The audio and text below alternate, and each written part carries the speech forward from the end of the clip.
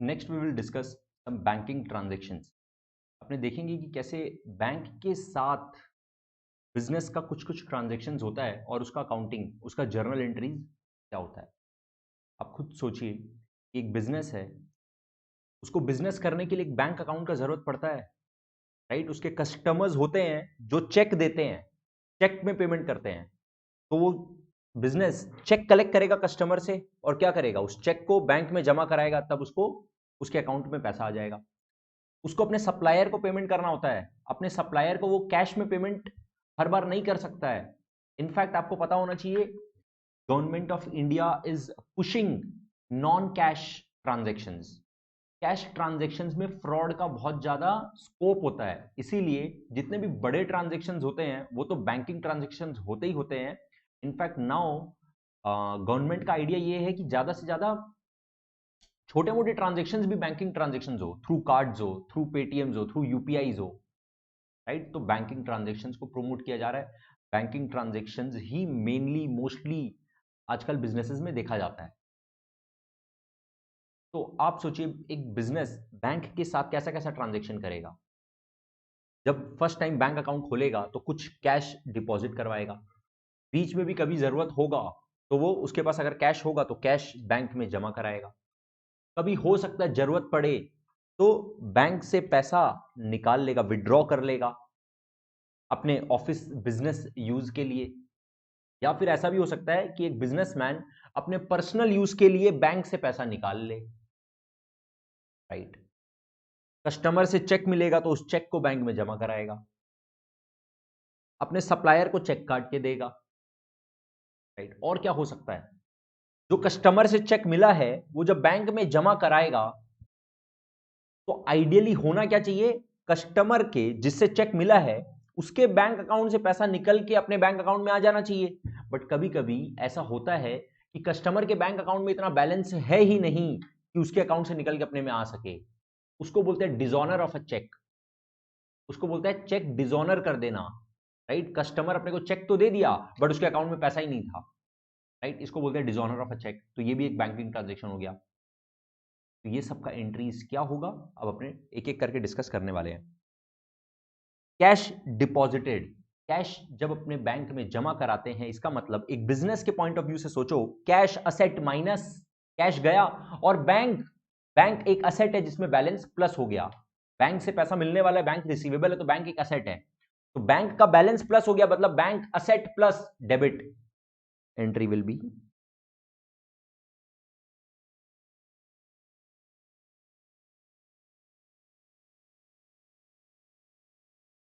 Bank account debit to cash account. Similarly जब cash bank से withdraw करेगा, मतलब बैंक से पैसा निकल गया, बैंक असेट माइनस, और हाथ में कैश आ गया, कैश असेट प्लस। तो cash asset plus debit, bank asset minus credit. Cash account debit to bank account, withdrawn from bank for personal use. मतलब बैंक से पैसा विड्रॉ किया, बिजनेस में नहीं आया कैश, बिजनेस में कोई कैश प्लस नहीं हुआ। क्यों? क्योंकि वो जो कैश विड्रॉ किया वो तो पर्सनल यूज के लिए किया, वो तो घर ले गया, राइट। वो तो कुछ ग्रोसरी आइटम अपने घर के लिए सामान वगैरह खरीदा और घर लेके चला गया, वो कैश पर्सनल यूज के लिए बैंक से पैसा निकाला।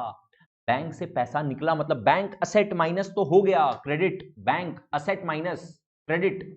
डेबिट किसको करे सर, कैश प्लस नहीं हुआ। जब भी बिजनेसमैन बिजनेस से कुछ भी निकाल के लेके जाता है ना, उसको बोलते हैं ड्रॉइंग। ड्रॉइंग इज कैपिटल का उल्टा, कैपिटल कम हो गया ना। जब बिजनेसमैन बिजनेस में पैसा लगाता है तो कैपिटल प्लस, जब बिजनेसमैन बिजनेस से पैसा निकालता है तो कैपिटल माइनस। कैपिटल माइनस को ड्रॉइंग्स बोलते हैं। तो कैपिटल माइनस मतलब debit, drawings debit. Drawings account debit to bank से पैसा निकल गया तो टू बैंक अकाउंट, ओके। और क्या हो सकता है, cheque received deposited into the bank, customer cheque दिया और हम लोग बैंक में जमा करा दिए चेक को। ध्यान से समझना इस बात को, जब भी अपने को क्वेश्चन में ट्रांजैक्शन दिया हुआ रहेगा चेक रिसीव्ड, तो अपने मान लेंगे कि चेक को सेम डे ही बैंक में जमा करा दिया गया है, बट ऐसा हम लोग अज्यूम करेंगे। कभी कभी क्वेश्चन में बोल देता है कि cheque is not deposited on the same day, उस समय हम लोग अज्यूम नहीं कर सकते। बात को ध्यान से समझना। जब भी कस्टमर से चेक मिलता है तो हम लोग मान लेते हैं, अज्यूम कर लेते हैं कि चेक बैंक में सेम डे ही जमा हो गया। लेकिन अगर क्वेश्चन हम लोग को अदरवाइज बोल दे, क्वेश्चन बोल दे कि cheque was deposited after 2 days, cheque was deposited next day, cheque was not deposited on the same day, तब अपने अज्यूम नहीं कर सकते हैं कि cheque was deposited on the same day. Okay, और ये दोनों बात से फर्क पड़ता है बिकॉज दोनों का ही जर्नल एंट्री अलग अलग होगा। If check received from customer, customer आया, पेमेंट किया, कस्टमर कैसे पेमेंट किया? चेक से, तो हम लोग को चेक मिला, और अगर हम लोग उस चेक को सेम डे बैंक में जमा करा दे तो जो एंट्री होगा वो एक अलग होगा। और अगर हम लोग को कस्टमर से चेक मिला है और अगर हम लोग सेम डे उसको बैंक में जमा ना कराएं, नेक्स्ट डे करें या 2 दिन बाद करें या 1 हफ्ता बाद करें, तो जर्नल एंट्री अलग होगा। पहले तो इस बात को अच्छे से समझ लो। अब अपने बात करते हैं, कस्टमर से चेक मिला और क्वेश्चन में क्या तो स्पेसिफाई कर दिया कि deposited on the same day, या क्वेश्चन में कुछ भी नहीं बोला तो हम लोग मान लिए deposited on the same day. इसका मतलब check deposited in the bank का मतलब बैंक में बैलेंस बढ़ेगा, bank plus bank asset plus debit, bank account debit हो गया।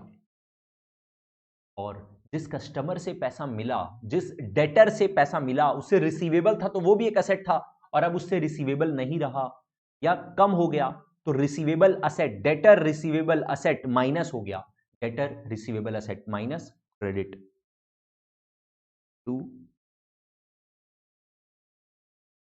Debtors account. This is important.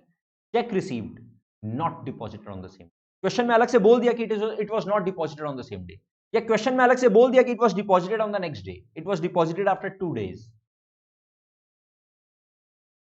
Because journal entries are recorded chronologically, date wise, और हर एक ट्रांजैक्शन का रिकॉर्डिंग होना जरूरी है, नहीं तो अकाउंटिंग गलत हो जाएगा। अपने को चेक मिला है एक दिन, चेक को बैंक में जमा नहीं कराए तो क्या हुआ? ये जो चेक रिसीव हुआ कस्टमर से, ये भी एक ट्रांजैक्शन है। ये जो कस्टमर से चेक रिसीव हुआ ये भी एक ट्रांजैक्शन है। चेक को अगर बैंक में जमा करा देंगे तो बैंक का बैलेंस बढ़ जाएगा, जब तक बैंक में जमा नहीं कराए हैं तो तब तक चेक ही हम लोग के लिए एक तरह से कैश की तरह है। चेक हम लोग के लिए मनी है एक तरह का, जैसे ही उसको बैंक में जमा कराएंगे तो बैंक में बैलेंस आ जाएगा। तो जब तक अपने बैंक में चेक को जमा नहीं कराते हैं तब तक वो चेक इन हैंड भी अपना एक असेट है, तब तक वो चेक इन हैंड भी एक कैश की तरह असेट है। जैसे कैश कागज का टुकड़ा एक असेट है, वैसे ही चेक एक कागज का टुकड़ा भी असेट है, क्योंकि कैश से हम लोग को बेनिफिट मिलेगा, कैश मतलब एक असेट है, ये बात हम लोग को समझ में आया हुआ है। उसी तरह से जैसे ही हम लोग चेक को बैंक में जमा कराएंगे तो हम लोग के बैंक में बैलेंस प्लस हो जाएगा, तो cheque is also an asset. Okay, तो नॉर्मली तो हम लोग को जो चेक मिला है वो डिपॉजिट कर देते हैं सेम डे और अज्यूम भी हम लोग कर लेते हैं, लेकिन क्वेश्चन अगर अलग से बोल दिया तो इसका मतलब cheque is not deposited on the same day वाला केस अगर है, का मतलब अपने बोलेंगे चेक इन हैंड नाम का असेट प्लस डेबिट। हाथ में चेक इन हैंड नाम का असेट आ गया ना, चेक इन हैंड नाम का असेट प्लस डेबिट। और सिमिलरली कस्टमर जिससे रिसीवेबल था उससे अब माइनस हो गया बैलेंस, तो वो क्रेडिट हो जाएगा। तो चेक इन हैंड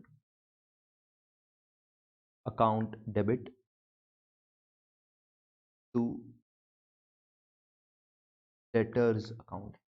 यहां पे एक बात ध्यान देने वाला है कि जब अपने कैश बुक करेंगे तो कैश बुक करते समय इस चेक इन हैंड को कुछ कुछ स्कूल्स में कैश मान के अकाउंटिंग किया जाता है। अभी आप लोग को उसके लिए टेंशन बिल्कुल, जब कैश बुक रिवाइज करेंगे मैं अपने इस बात को डिटेल में डिस्कस करेंगे। अभी आपके सिर्फ नॉलेज में इतना इन्फॉर्मेशन जाना चाहिए कि यहाँ पे थोड़ा सा ट्रीटमेंट ना कैश बुक जब करेंगे तो 2 तरह का होगा। Okay, now cheque received deposited into bank और sent to bank other than same day. अरे सेम डे अगर जमा हो गया था तब तो बैंक अकाउंट को पहले ही डेबिट कर दिए थे, लेकिन चेक अगर सेम डे बैंक में जमा नहीं हुआ था, इसका मतलब नेक्स्ट डे हुआ था, 2 दिन बाद हुआ था, 4 दिन बाद हुआ था, 1 हफ्ता बाद हुआ था, जब वो चेक को बैंक में डिपॉजिट किए, जब उस चेक को बैंक में डिपॉजिट किए, उस समय क्या एंट्री होगा?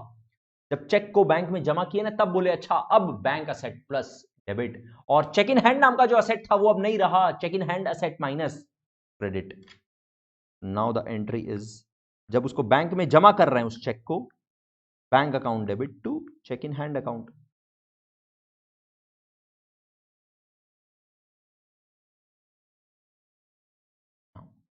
चेक जो जमा किए हैं, cheque deposited is dishonoured. Cheque dishonour हो गया, इसका मतलब हम लोग तो सर चेक को जैसे ही बैंक में जमा करवाए ना, हम लोग बैंक को प्लस कर दिए, बैंक का अकाउंट, बैंक असेट प्लस को डेबिट कर दिए। लेकिन एक्चुअल में अब पता चल रहा है कि सामने वाले कस्टमर के अकाउंट से निकल के पैसा हम लोग के अकाउंट में आया ही नहीं, हम लोग का एक्चुअल में बैंक का बैलेंस प्लस हुआ ही नहीं। डिसऑनर का मतलब यही है। डिसऑनर का मतलब अपने पास, अपने अकाउंट में अमाउंट आया ही नहीं है, पैसा आया ही नहीं है। सर क्यों नहीं आया? बिकॉज हो सकता है जिस कस्टमर ने हम लोग को चेक दिया है, उस कस्टमर के बैंक में उतना बैलेंस ही नहीं है। हम लोग सपोज हम लोग को कस्टमर से मिलना था 10,000 रुपया, कस्टमर के बैंक में बैलेंस ही नहीं है 10,000, उसके बैंक में बैलेंस ही खाली 2,000 रुपया है। तो उसके बैंक से निकल के हम लोग के बैंक में बैलेंस कैसे आएगा? नहीं आ पाएगा। वो हम लोग के साथ चीटिंग किया क्या? हाँ सर चीटिंग किया, इनसफिशिएंट बैलेंस था फिर भी चेक काट के दे दिया। ये एक ऑफेंस है जिसके लिए इसको हम लोग क्यू कर सकते हैं, राइट। बट अपने उधर नहीं जाने वाले हैं, अपने को सिंपली अकाउंटिंग है इसका सीखना है। बात इतना सा है, अपने तो बैंक को प्लस कर दिए, जैसी चेक को बैंक में जमा कराए हम लोग तो bank plus, bank asset plus करके बैंक अकाउंट को डेबिट कर चुके हैं, लेकिन एक्चुअल में बैंक प्लस हुआ ही नहीं। मतलब सर बैंक जो गलती से प्लस करके रखे थे उसको पहले तो माइनस करिए, राइट। बैंक असेट माइनस करिए मतलब क्रेडिट करिए। और डेबिट किसको करें? डेबिट वापस से उस कस्टमर से पैसा मिलना बाकी हो गया ना, उस कस्टमर को तो अपने माइनस कर दिए थे, कस्टमर से रिसीवेबल अपने बोले माइनस, जा अब तेरे से नहीं मिलना है। बट अब वापस से क्योंकि पैसा वो नहीं मिला अभी तक, मतलब अब वापस से मिलना बाकी हो गया, तो receivable, debtors receivable asset plus debit.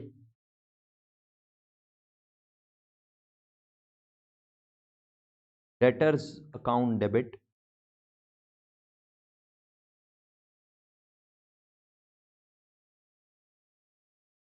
To bank account. Okay, now check received, deposited on the same day and discount allowed, right.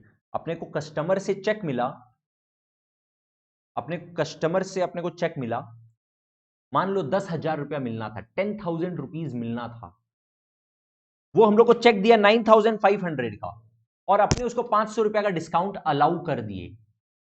हो सकता है ना, पेमेंट किया, कैश डिस्काउंट दे दिए, मान लो within time frame payment दे दिया, विद इन 2 डेज पेमेंट करना था, पेमेंट कर दिया 2 दिन में। तो मतलब जो चेक मिला और हम लोग उसको डिस्काउंट अलाउ किए, उसका एंट्री हम लोग क्या पास किए?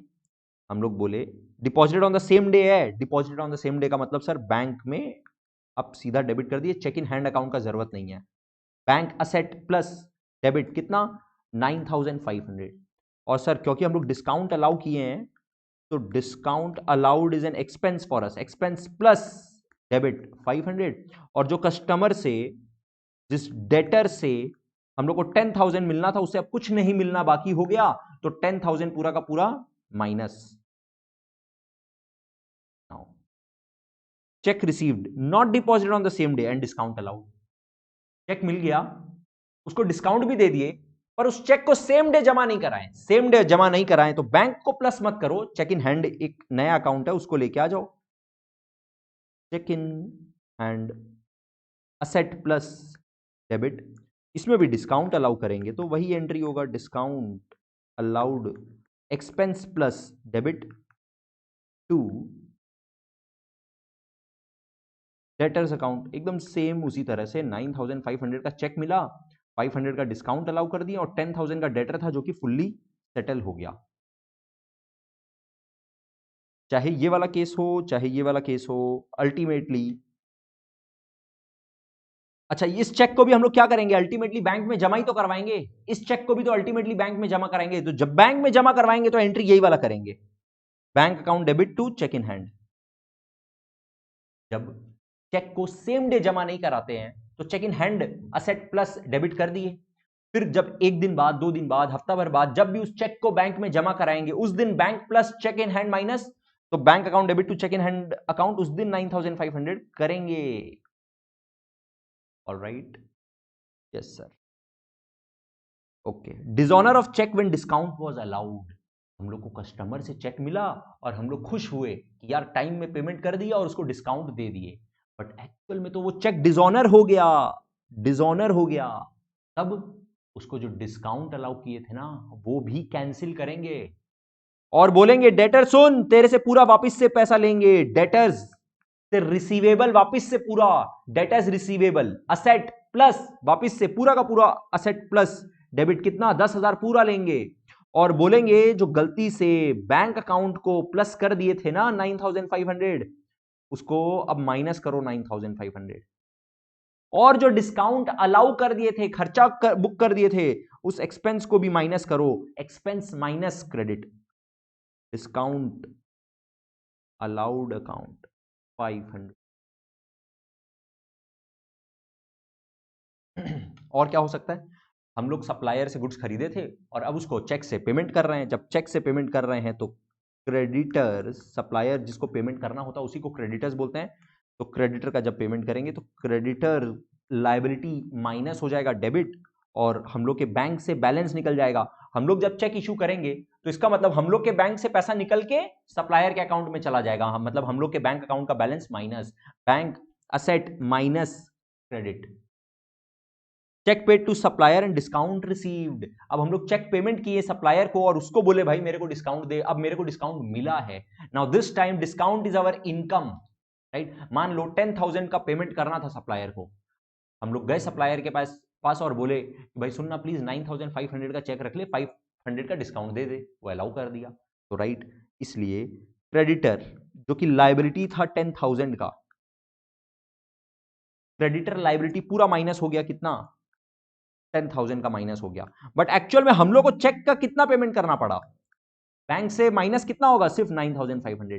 जो 500 हम लोग को पेमेंट नहीं करना पड़ा वो हम लोग के लिए इनकम है, डिस्काउंट रिसीव्ड नाम का इनकम है, कैश डिस्काउंट इनकम है, discount received income plus credit.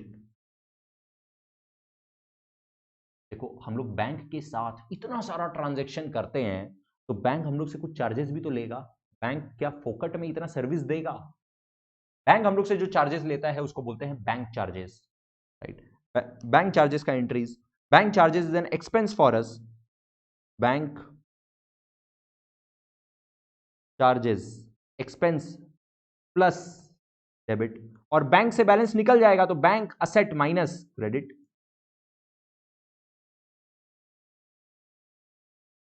Correct.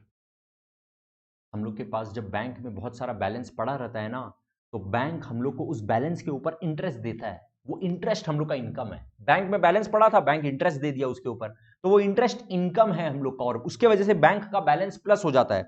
तो बैंक का बैलेंस अगर प्लस होता है तो bank asset plus debit to interest income, interest income, income plus credit.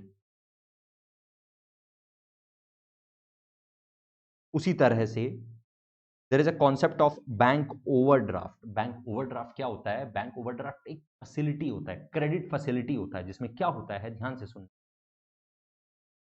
हम लोग बैंक के पास गए और बैंक को बोले कि सुनना बैंक, हम लोग का तो रेगुलर ट्रांजैक्शन होता रहता है, कभी कभी थोड़ा सा बैलेंस प्लस माइनस होता है, मतलब बैंक ऐसा हो सकता है कि मेरे बैंक में बैलेंस खाली 10,000 रुपया है लेकिन हम चेक इशू कर दिए पार्टी को 15,000 रुपए का, तो वो जो 5,000 एक्स्ट्रा पेमेंट करना पड़ जाएगा ना उसके वजह से मेरा चेक मत रोक देना। बात समझना, मेरे बैंक में बैलेंस खाली 10,000 रुपया है और हम चेक का पेमेंट कर दिए अपने सप्लायर को 15,000 रुपए का। जब वो सप्लायर बैंक में अपने जमा करवाएगा तो हम लोग के अकाउंट से पैसा निकल के सप्लायर के अकाउंट में चला जाना चाहिए, बट मेरे अकाउंट में तो बैलेंस खाली 10,000 है। हम लोग अब बैंक को बोल रहे हैं सुनना बैंक, कभी थोड़ा बहुत प्लस माइनस हो जाए ना तो हो जाने देना यार, पेमेंट मत रोकना, पेमेंट कर देना, जो 5,000 का एक्स्ट्रा पेमेंट है ना वो तुम अपने पास से कर देना और फिर बाद में मेरे से ले लेना। क्या इसका मतलब सर नेगेटिव बैलेंस भी हो सकता है क्या? हाँ हो सकता है। नेगेटिव बैलेंस का सिनेरियो समझो, नॉर्मली हम लोग के बैंक में बैलेंस रहता है, तो हम लोग बोलते हैं बैंक में मेरा बैलेंस पड़ा है और हम लोग को बैंक से लेना है, रिसीवेबल है, तो वो हम लोग का असेट है। लेकिन अगर बैलेंस नेगेटिव हो जाए, 10,000 का बैलेंस था और 15,000 विड्रॉ हो जाए, तो मतलब -5,000 हो गया। इसका मतलब हम लोग को बैंक को देना है अब 5,000, मतलब अब हम लोग के लिए पेबल हो गया बैंक। इस सिनेरियो को बोलते हैं बैंक ओवरड्राफ्ट। इस सिनेरियो को बोलते हैं बैंक ओवरड्राफ्ट, राइट। जब अब पेबल बैलेंस हो जाता है ना, मतलब हम लोग को पेमेंट करना पड़ेगा बैंक को। बैंक ऐसे बैलेंस के ऊपर हम लोग से इंटरेस्ट चार्ज करता है। बैंक बोलता है सुनो, जब तुम्हारे बैंक में बैलेंस था तो तुमको इंटरेस्ट दिए थे, और अब जब तुम्हारा नेगेटिव बैलेंस है तो तुमसे इंटरेस्ट लेंगे, ऑब्वियसली। मतलब एक तरह से मान लो हम लोग बैंक से छोटा मोटा लोन लेके रखे हैं, उस लोन के ऊपर इंटरेस्ट देंगे, देना पड़ेगा। उस समय interest will be paid by us, right. And in that case interest is an expense for us. Interest expense plus debit. Interest expense के केस में सिर्फ इंटरेस्ट अकाउंट लिख सकते हैं, interest account debit to bank से balance निकल गया to bank account. Okay. कभी कभी क्या होता है, मान लो हम लोग बिजनेस कर रहे हैं किसी आसाम का पार्टी के साथ में। वो आसाम का पार्टी हम लोग को पेमेंट करना चाहता है चेक से, बट वो चेक क्या हम लोग को यहां पर आके देगा, कैलकाटा में आके देगा? नहीं। वो क्या करेगा, वो चेक काटेगा और हम लोग का चेक ही डायरेक्टली बैंक में जमा करा देगा। हम लोग का अकाउंट नंबर वगैरह सब कुछ हम लोग उसको डिटेल दे देंगे, वो बैंक के आसाम वाले ब्रांच में जाएगा और हम लोग के बैंक में चेक जमा करा देगा।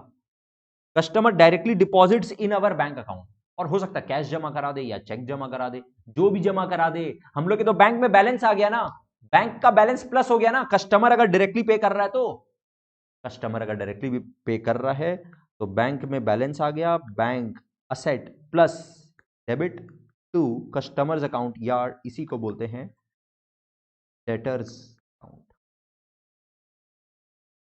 राइट। तो this was kind of exhaustive list. कभी कभी क्वेश्चन लैंग्वेज में ट्विस्ट करने का कोशिश करेगा, आपने एग्जाम्पल्स कुछ देखेंगे, but this was all about the banking transaction.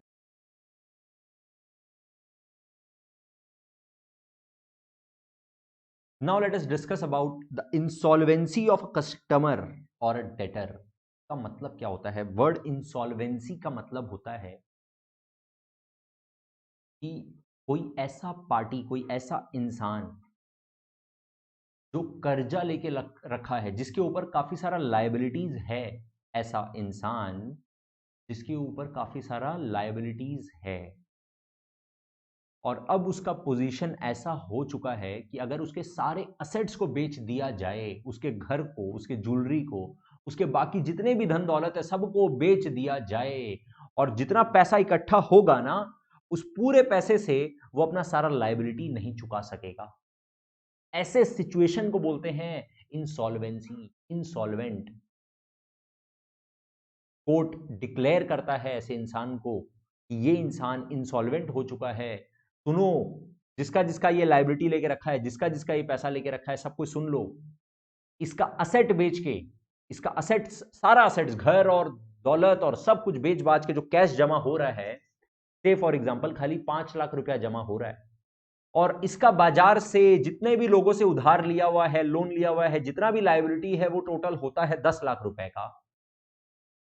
मतलब किसी को 10,000 देना है, किसी को 50,000 देना है, किसी को 1 लाख देना है, किसी को 4 लाख देना है, ऐसे करके मान लो टोटल मार्केट में इसको देना है 10 लाख रुपया। लेकिन इसका असेट्स वगैरह असेट सब कुछ बेच बाच के जमा होता है खाली 5 लाख रुपया, राइट।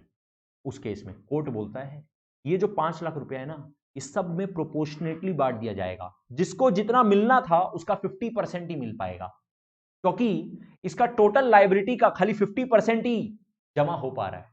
सपोज मान लो 4 लाख जमा होता, 4 लाख ही इसका असेट असेट सब कुछ बेच बाच के खाली 4 लाख रुपीज इकट्ठा होता, तो वो 4 लाख ही पे होता हो पाता against a liability of 10 lakh.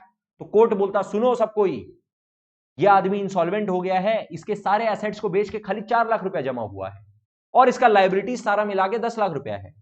इसका मतलब जिसको जितना मिलना था उसका 40% ही मिलेगा, और बाकी भूल जाना, क्योंकि ये आदमी अब इंसॉल्वेंट हो चुका है। ये आदमी अब बैंकरप्ट हो चुका है, अब इसके पीछे मत पड़ना, ये अब पैसा देने का ताकत नहीं रखता है, इससे पैसा मत मांगना। कोर्ट ऐसा बोल देता है, कोर्ट डिक्लेयर कर देता है कि ये इंसॉल्वेंट हो गया ये आदमी, right. Such a situation is called insolvency, right. Bankruptcy हो जाता है। ओके, मान लो बिजनेस में, राइट, अपने बिजनेस में अपना एक कस्टमर था जो इंसॉल्वेंट हो गया, जिसको कोर्ट बोल दिया ये इंसॉल्वेंट हो गया। अपने को उससे पैसा लेना था, अपने को उससे पैसा लेना था, पर अब वो पैसा नहीं मिल पा रहा है क्योंकि वो इंसॉल्वेंट हो गया। सच अ सिचुएशन इज कॉल्ड, नुकसान हो गया ना, नुकसान हो गया। अरे पैसा मिलना था 10,000 रुपया, 10,000 में से खाली 4,000 रुपया मिल रहा है, खाली 4,000 ही मिल रहा है, जो 6,000 नहीं मिल रहा है और ना मिलेगा वो बेकार हो गया, वो नुकसान हो गया। उस नुकसान का नाम है बैड डेट, नुकसान का नाम है बैड डेट। नुकसान plus bad debt plus debit. देखो, insolvency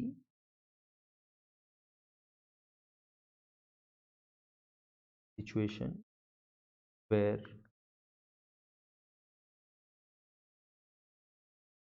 total liability of a person is more than the total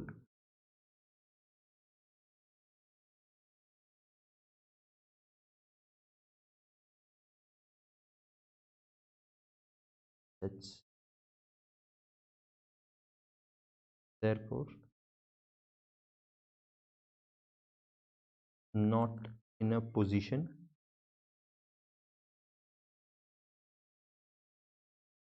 pay the liabilities.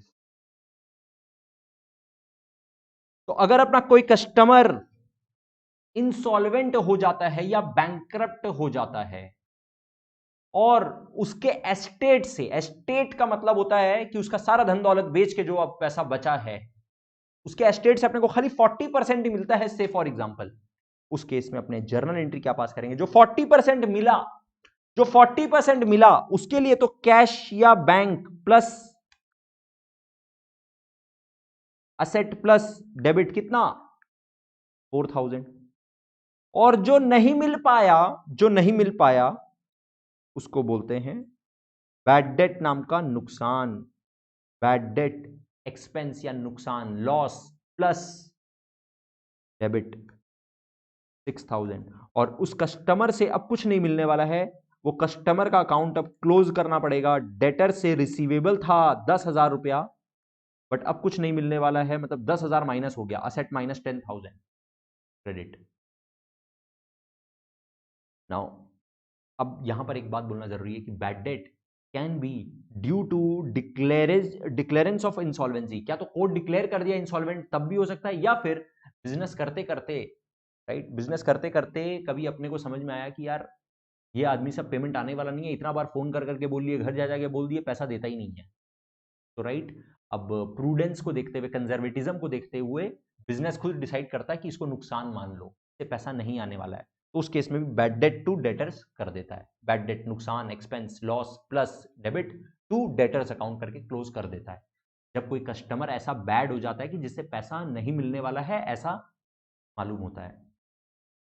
अब मान लो जिस डेटर को बैड डेट बोल करके राइट ऑफ कर दिए थे, कभी वो डेटर साल 2 साल 3 साल बाद जागा और बोला कि हम आपका पैसा देना था, मेरे को 6,000 रुपया नहीं दे पाए थे, मेरा सिचुएशन ऐसा हो गया था, और किसी दूसरे दिन तीसरे दिन बाद में आके, मतलब साल 2 साल 3 साल बाद आके मान लो उसका ईमान जागा और वो आके पैसा दे दिया, तो अब अपने को उस डेटर से कुछ पैसा मिलना बाकी नहीं था, उस डेटर का कोई बैलेंस रिसीवेबल नहीं था, लेकिन फिर भी कैश या बैंक आ गया।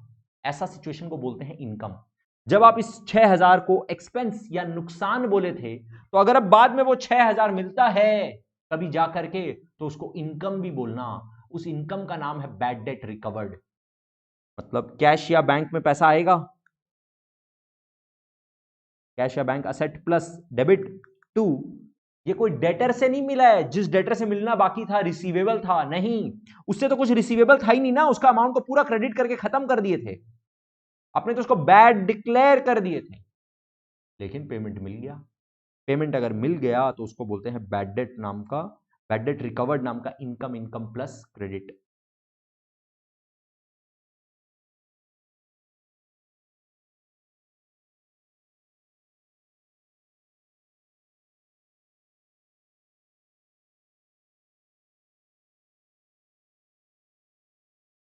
अब आपने देखेंगे कुछ entries related to fixed assets, right. Fixed assets क्या होता है सर? कैपिटल एक्सपेंडिचर जो is not frequent in nature, is non recurring in nature, का बेनिफिट अपने को 1 साल से ज़्यादा के लिए मिलने वाला है, जैसे furniture, air conditioner, plant and machinery, land and building, all these are fixed assets. Fixed assets अभी जो नाम बोले वो सारा टेंजिबल था, इनटेंजिबल भी हो सकता है, सॉफ्टवेयर, पेटेंट, ट्रेडमार्क। ओके, जब भी कोई फिक्स्ड असेट खरीदते हैं, से फॉर एग्जांपल फर्नीचर, तो राइट उसका क्या तो पेमेंट करेंगे या पेमेंट बाद में करेंगे।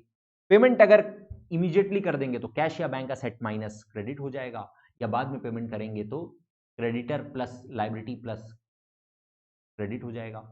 और डेबिट क्या होगा? डेबिट तो सर जब फिक्स्ड असेट खरीदेंगे तो fixed asset is an asset, asset plus debit. जो फिक्स्ड असेट खरीदेंगे, fixed asset, asset plus debit to either cash या बैंक, या फिर अगर उधार का ट्रांजेक्शन है, क्रेडिट ट्रांजेक्शन है, तो क्रेडिटर्स अकाउंट, राइट। देखो क्या होता है, जितना भी फिक्स्ड एसेट होता है ना, उसका एक पर्टिकुलर लाइफ होता है। फर्नीचर खरीदे उसका लाइफ होगा 5 साल, राइट। 5 साल बाद ये खत्म हो जाएगा, मतलब असेट का वैल्यू धीरे धीरे धीरे धीरे धीरे धीरे कम हो जाएगा। असेट का वैल्यू में जो कमी आ रहा है, ऐसे असेट का वैल्यू जो कम हो रहा है साल दर साल, साल दर साल, राइट, उसको नुकसान बोलते हैं। असेट का वैल्यू अगर माइनस हो रहा है मतलब एक तरह का नुकसान हो रहा है, उस नुकसान को अकाउंटिंग टर्म्स में डेप्रिसिएशन का नाम दिया गया है।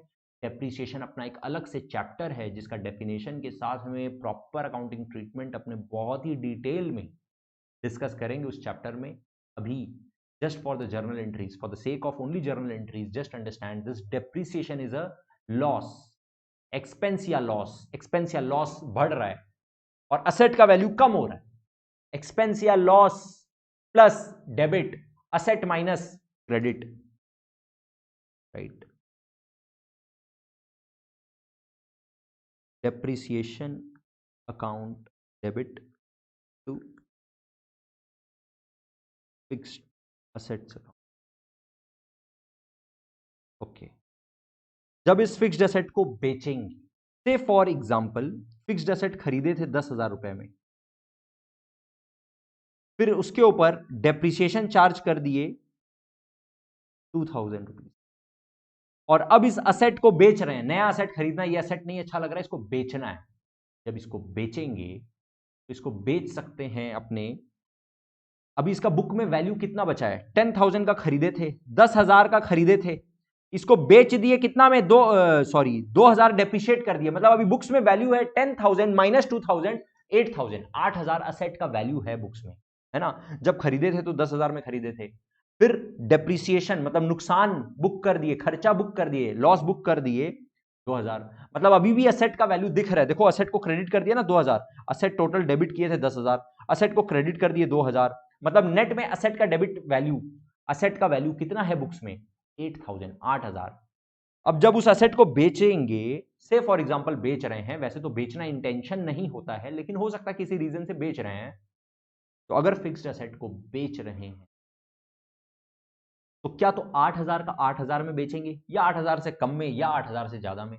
अगर 8,000 से कम में बेचेंगे तो नुकसान हो गया, अगर 8,000 से ज्यादा में बेच दिए तो प्रॉफिट हो गया। इसलिए एंट्री विल बी, जब भी बेचेंगे तो कैश या बैंक, पैसा मिलेगा, कैश या बैंक, असेट प्लस डेबिट, और क्योंकि फिक्स्ड असेट गया, फिक्स्ड असेट गया तो fixed asset, asset minus credit, ये तो 8,000 होगा ही होगा।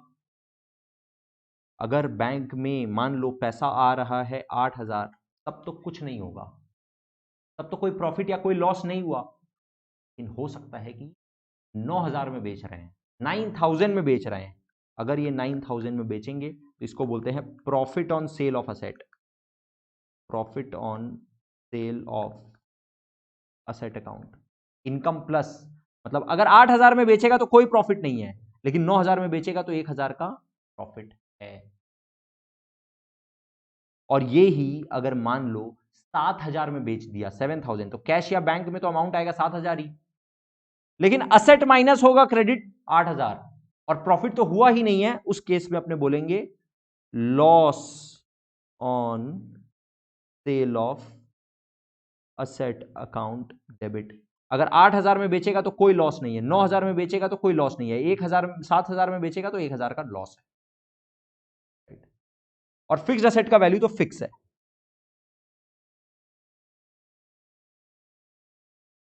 राइट, आई होप ये वाला ट्रांजेक्शन आप लोगों को समझ में आ रहा है कि अगर 8,000 का 8,000 में बेच दिया तो no profit no loss, no profit no loss. अगर 9,000 में बेचा तो there is a profit and कोई लॉस तो है ही नहीं। और अगर 7,000 में बेच दिया तो कोई प्रॉफिट नहीं है बल्कि लॉस है। और फिक्स्ड एसेट का वैल्यू जो माइनस हो रहा है वो तो जो बुक का वैल्यू है 8,000 वही माइनस होगा, और कैश या बैंक में जो पैसा आएगा वही तो प्लस होगा, वही तो डेबिट होगा। ओके, यहां पे एक और बात इंपॉर्टेंट करना जरूरी है फिक्स्ड एसेट से रिलेटेड। कभी कभी क्या होता है, फिक्स्ड एसेट को पुट टू यूज में लाने तक, फिक्स्ड एसेट को यूज करने के लायक बनाएं, अवेलेबल फॉर यूज बनाएं, उस समय तक कुछ छोटा मोटा खर्चा लगता है। से फॉर एग्जाम्पल आप एयर कंडीशनर खरीदते हो, बट वो एयर कंडीशनर को तो फिक्स करना पड़ेगा, इंस्टॉल करना पड़ेगा। वो इंस्टॉलेशन का जो खर्चा लगता है वो मान लो फिक्स्ड, आप एयर कंडीशनर खरीदते हो 50,000 का, 50,000 का, लेकिन उसको इंस्टॉल कराने का खर्चा खाली 500 रुपए का है। वो जो इंस्टॉलेशन का खर्चा है ना, वो एक्सपेंस नहीं माना जाता है, उसको भी फिक्स्ड एसेट के कॉस्ट में ऐड कर दिया जाता है। राइट, जब आप फिक्स्ड एसेट को खरीदते हो तो जो ट्रांसपोर्ट का चार्जेस लगता है ना, फिक्स्ड एसेट को प्रीमाइसेस तक लाने का जो खर्चा है, वो भी खर्चा एक्सपेंस नहीं माना जाता है, उसको भी फिक्स्ड एसेट के कॉस्ट में ऐड कर दिया जाता है। बात को फिर से सुनना, रीआइटरेट कर रहे हैं।